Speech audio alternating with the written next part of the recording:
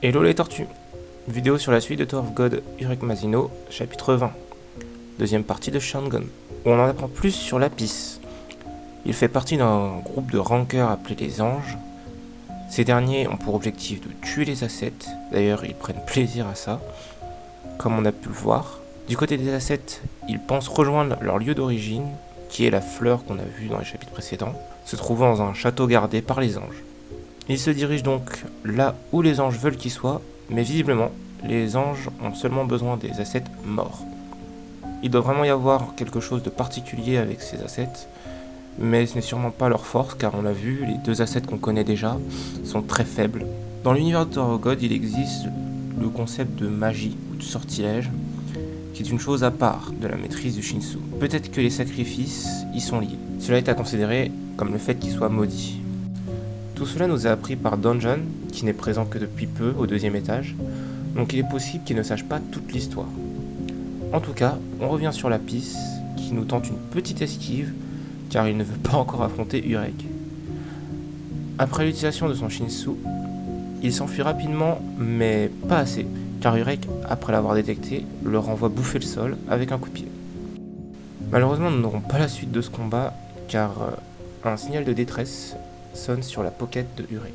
C'est en effet le sujet de toute la deuxième partie de ce chapitre, qui sera consacrée à Neo face à l'équipe de la princesse. On voit la suite de leur plan, où la fausse couronne attirera une régulière qui est piquée de curiosité. Elle se fera tuer en voulant poursuivre la couronne manipulée par Neo. Une fois récupérée, Pax se montrera et acceptera le défi lancé par Rohan. Malheureusement, ce dernier mangera un hippon de la part de la judoka, mais Neo sauvera Rohan en lançant une attaque. Suite à ce sauvetage, c'est Neo qui se fera cibler par la dernière coéquipière de la princesse, la chasseuse avec un fusil. Pour continuer le combat, Neo décide d'envoyer plus loin la fausse couronne comme appât, pendant que Rohan part se cacher pour lancer sa lance. Mais au moment où Pax s'apprête à ramasser la couronne, Rohan, voulant déclencher son attaque, se fait transpercer par la princesse, qui enfin rejoint son équipe.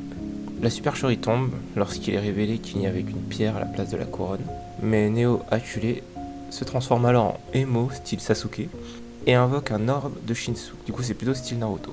En tout cas, il sort le grand jeu car il faut au moins ça pour vaincre la princesse.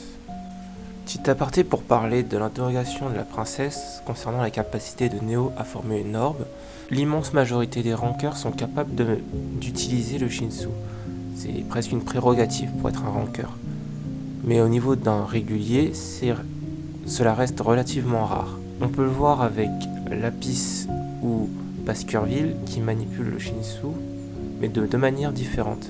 Là où Lapis va se servir de son Shinsu pour le transformer en orbe, tirant des rayons laser de Shinsu, Baskerville lui va lui donner une qualité différente.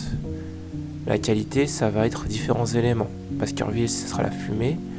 On peut voir aussi le superviseur en chef qui est plutôt dans un style ténébreux, ou encore Urek avec la qualité lumineuse de son Shinsu. Plus tard dans l'œuvre, et je pense comme dans l'œuvre principale de Tower of God, on pourra voir des qualités et des formes de Shinsu diverses et variées, allant de la lance, de l'épée, ou alors du Shinsu de feu ou de foudre.